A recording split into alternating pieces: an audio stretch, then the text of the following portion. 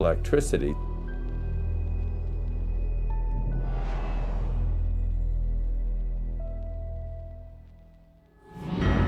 We would see teeth falling out, broken spines, bones knocked out of joint, broken bones, and people even getting internal organ damage from being restrained while they were having these uncontrolled writhing seizures, convulsions. Many patients have been returned to their homes and jobs who might still be here if it were not for this helpful form of treatment.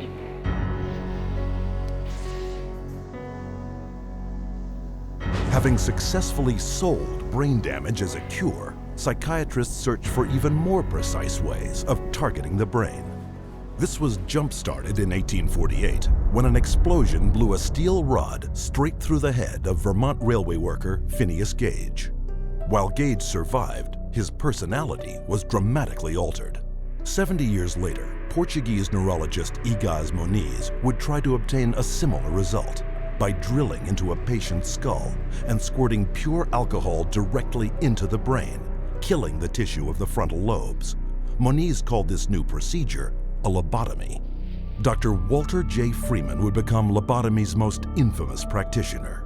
He discovered he could do it faster without having to drill through the skull. There was no anesthesia, and he would just lift up the eye and stick nothing more than an ice pick right into the brain, right under the orbital bone, and then just rake the thing back and forth until he was satisfied that he had caused enough disruption of brain tissue, and then pull it out. Freeman traveled the country in his lobotomobile, hacking apart his patients' brains on stage, or sometimes right there in the vehicle. And he would pull up and offer lobotomies to people, get referrals from the local doctors, or sometimes people didn't even go through doctors. They'd go right to the lobotomobile, and he would just do the brain-damaging procedure right there. By the time his surgical privileges were revoked after his last patient died on the operating table, Freeman had performed or supervised over 3,500 lobotomies, more than 25% of which, by his own admission, left his patients in a vegetative state. They lobotomized 1 million people in the 40s and the 50s and beginning of the 60s until they came to the conclusion that this was a destructive treatment. But though the stories of miraculous cures were soon exposed as brain-damaging frauds, psychiatrists kept one step ahead, inventing new forms of psychosurgery, passed off as medical advances. I completely shuddered from head to toe. And that's what I heard in my head when he drilled something in my brain. Northwest, actually, of the centre hole. I'm sorry I had to do that. Yeah, why did you have to do that? I went, oh, funny, and Did my you? head all shook inside. Oh dear. Oh, my head shook inside. Yes, all right. Everything shook, my eyes, everything, my teeth. Oh, that's one. That was grievous bodily harm done to my brain. And nobody has the right anyway to play God with somebody's brain. The whole operation took about 8.5 hours, and they kept me awake for every second of it, and I remember every second of it. And I still remember it to this day because I have this operation every day of my life. Whether I like it or not, I have it. Psychiatrists still tout the benefits of lobotomy, a treatment that earns them $31 million annually. But in the wake of lobotomy's tarnished reputation, psychiatrists were quick to push electroshock back into the spotlight. Renaming it electroconvulsive therapy, they now give patients anesthetics to squash their screams and paralyzing agents to avoid watching the writhing of agony. The main misconception that people have about ECT is that it's new and improved. The new and improved refers strictly to these cosmetic improvements because, in fact, they make it easier on the witnesses. The person isn't shaking all over the table. They're paralyzed now. It isn't new, it isn't improved, it is worse. Every 10 years or so, there tends to be, first of all, a denial that it causes any harm. Secondly, an acknowledgement that might have caused harm, but here's a whole new approach, and now this one is blameless, without any research to back it up. The ECT machine can produce anywhere from 50 to 400 volts. It's the kind of energy that we use for industrial machinery that might be in a steel mill or a printing press, some large piece of machinery. It's an extraordinary amount of energy, and it causes a great deal of damage. And while stories of prisoners physically mistreated with electroshock are well publicized, the amount of electricity doled out by psychiatrists for ECT is up to 33 times greater. And that damage is most often targeted at the most vulnerable. 2/3 of those who receive electroshock are women. Given such diagnoses as premenstrual syndrome, menopausal disorder, or postpartum depression. Half of electroshock patients are elderly. Once they become eligible for government health care at age 65, 360% more American seniors receive ECT than at age 64. And what does this all add up to? 40,000 dead, and countless others so brain damaged they have no hope of ever recovering a normal life. For a total of $12 worth of electricity, psychiatrists in the United States alone rake in $5 billion. But the next miracle cure psychiatrists added to their arsenal made them more money than ever before. For it was faster, cheaper, and could turn every man, woman, and child into a patient for life.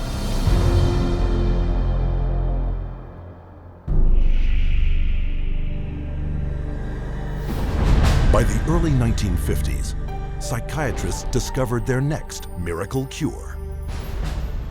A chemical originally designed to kill parasites in pigs, their new discovery hindered brain function in much the same way as shoving an ice pick into the eye socket. It was an old treatment in a new disguise.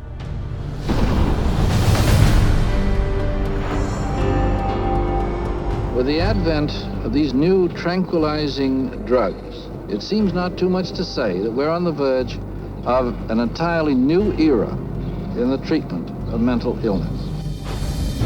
Dubbing it a chemical lobotomy, Canadian psychiatrist Heinz Lehmann described Thorazine as a simple, easy-to-take pill with the same effects as psychosurgery, but without the mess. Thorazine provided psychiatry with the entry into mainstream medicine. It had its magic bullet. If I'm a psychiatrist and I have to spend an hour talking to someone in psychotherapy, there's only so much I can charge for that hour. But if I can come in, give you a pill, and send you back out in 15 minutes or 10 minutes, that's a much more efficient use of my time monetarily. What psychiatrists didn't tell the public was that Thorazine caused a crippling neurological condition known as tardive dyskinesia. And that's a neurological syndrome where you have muscle twitches, abnormal jerks, which are uncontrolled, and they either last for a long time or sometimes they're permanent. So that's very clear, very well recognized, long-term or permanent brain damage from these medications. Mr. Blount has virtually no signs of his original illness now. The signs that the movements of his mouth are completely side effects of the drugs that he was on for 20 years. Mr. Blount is quite rational. He understands what's going on. And if you're patient, he can carry on a very rational conversation with you. Even when you remove the drug, it may still remain. It means you have caused a permanent disabling of the brain. In the late 50s, you get the first signs of it, people starting to worry about it. But it's not until the late 70s that psychiatrists start warning their patients about it, 20 years. Thorazine's manufacturer, SmithKline French, had good reason to keep a lid on the bad news. In the first year alone, SKF saw a 3,000% return on their original investment. With the public and the press kept in the dark about the severe and disabling side effects, prominent doctors and psychiatrists met in Puerto Rico to lay the groundwork for the expansion of psychiatric drugs far into the future. Psychiatrist Dr. Nathan Klein wrote this in the conference's final report. The present breadth of drug use may be almost trivial when we compare it to the possible number of chemical substances that will be available for the control of selective aspects of man's life in the year 2000. Dr. Klein spearheaded a movement flooding new psychiatric wonder drugs onto the global marketplace. backed by a massive publicity machine, spending hundreds of millions of dollars. Psychiatry was now an industry of drug pushers. By 1970, the American Psychiatric Association was so dependent on drug company money that 30% of its annual budget came from pharmaceutical advertisements in its official journals. So we had money flowing to trade organizations, we had money flowing to the doctors, and to their journals. Well, we all know that that is going to influence how they think. The majority of National Institute of Mental Health and National Institute of Health scientists are getting more money from drug companies on the side than their tax-based salary. With so much money to be made, all psychiatrists needed was a scientific theory to justify it. Their solution? An official report declaring that all mental problems derived from a so-called chemical imbalance in the brain, requiring drugs to correct.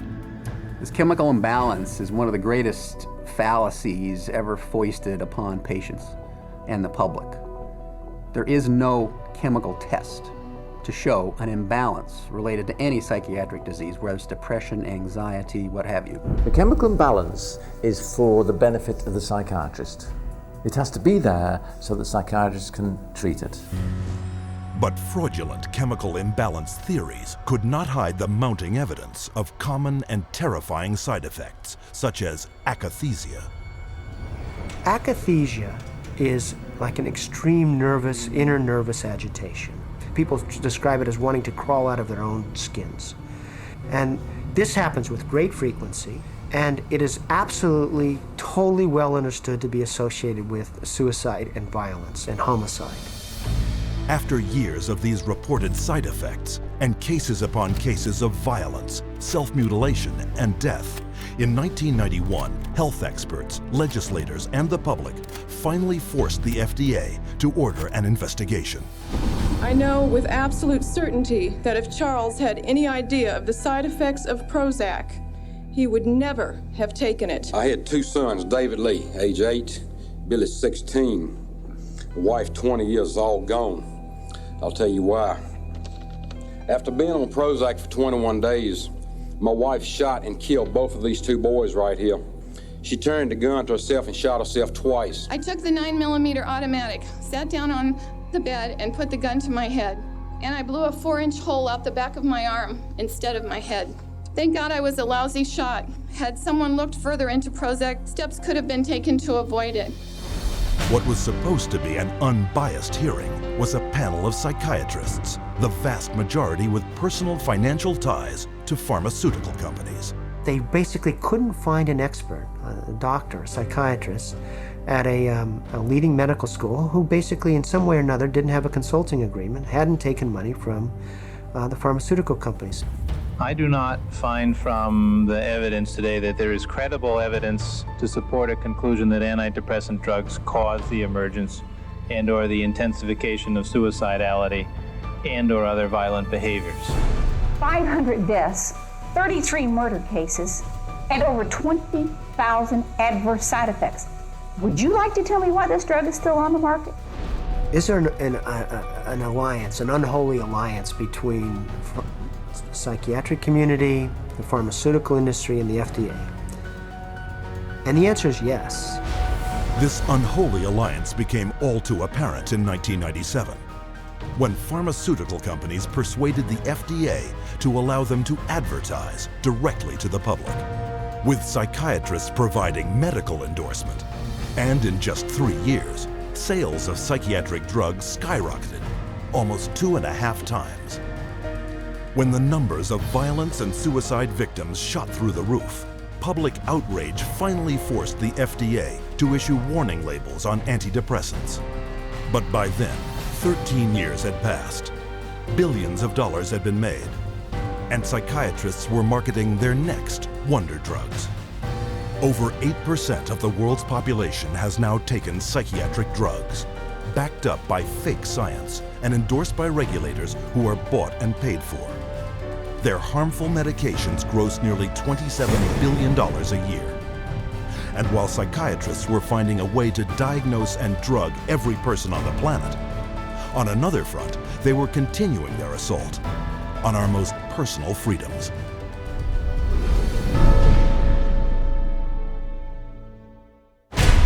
Psychiatrists demand the absolute right to determine what is best for the so-called mentally ill. After all, the mentally ill are crazy and unable to evaluate their own treatment.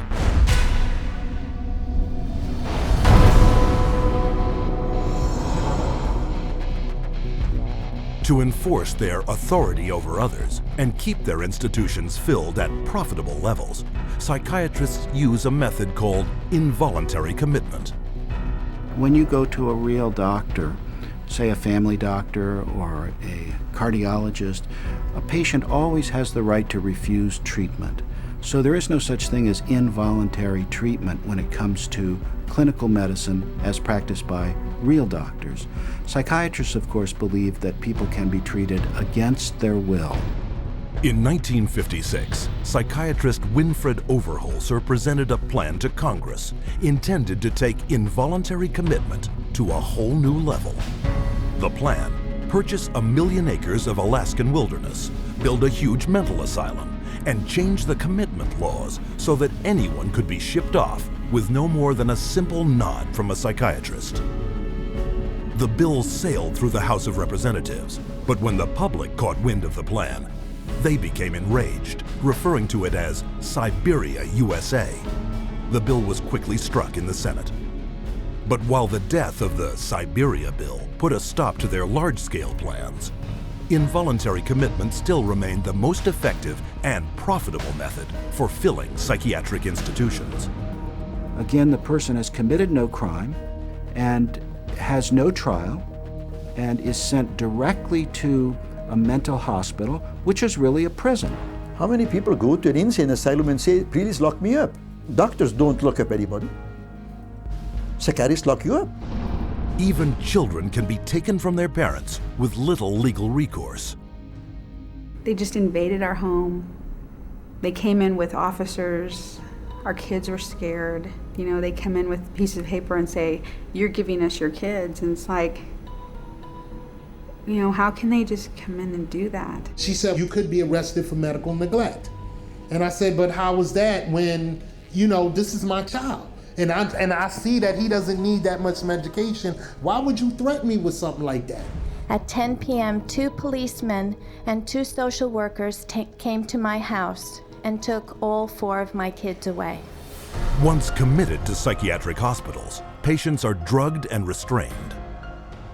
The more a person objects, the more this objection is construed as symptom of a mental illness. At which point the person would be locked up in restraints. There would be the ankle, the knee, the waist, the head, the wrist, and the shoulder restraints. And if when that process was happening, if there was almost any resistance at all, the person then would be medicated to a point where they would almost be knocked out. We had one case where they actually took a patient in a seclusion room and beat him up. And then they lied about it to the services that investigated. So it's a pretty wide range of abuse issues that we've encountered. Psychiatric staff provoke their patients into violence so they can bill insurance companies up to $1,600 a day for each restrained patient. A patient would resist diagnosis, resist treatment, and also want to leave treatment while they were at the hospital. And invariably, every time, that person's situation would be exacerbated until they were put in constraints and medicated, at which point there would be documented reasons to keep that person in treatment. The burden of such claims is passed directly to the public in the form of soaring healthcare premiums. As for their victims, the experience is traumatic and even lethal. 16-year-old Rochelle Claiborne died in Laurel Ridge's care last August. The state report shows during the restraint, quote, Rochelle stated several times she could not breathe. In almost all respects, the staff behaved appropriately, followed the standards. By taking advantage of weak or vague restraint laws, psychiatrists and their staff are almost never held criminally liable for assault, battery, and murder. He begged me to take him home, take him out of there, that they were treating him wrongly, and he didn't want to stay there And I got a call that there had been an accident, that they held him down until he couldn't breathe anymore. I wish I would have listened to him, take him out of there before it had happened. And then I miss him every day. And I wish I could have him back, but I can't. To this day, no one has been charged for the child's murder. The elderly are a prime target for psychiatric abuse, with treatment of senior citizens in mental institutions costing private and government insurance over $29 billion a year.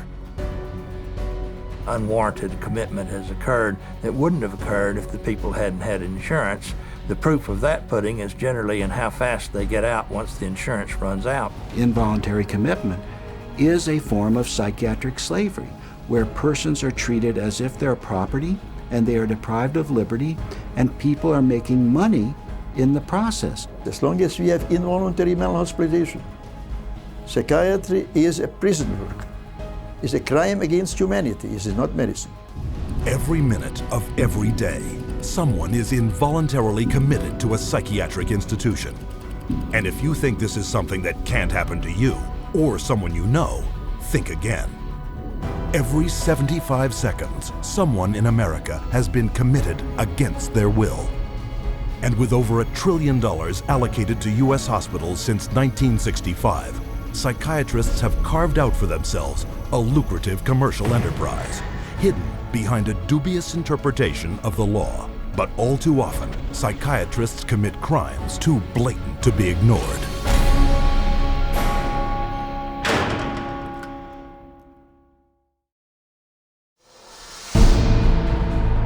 The FBI has raided the headquarters of one of the nation's largest operators of psychiatric hospitals. Hundreds complained of overbilling, misdiagnosis,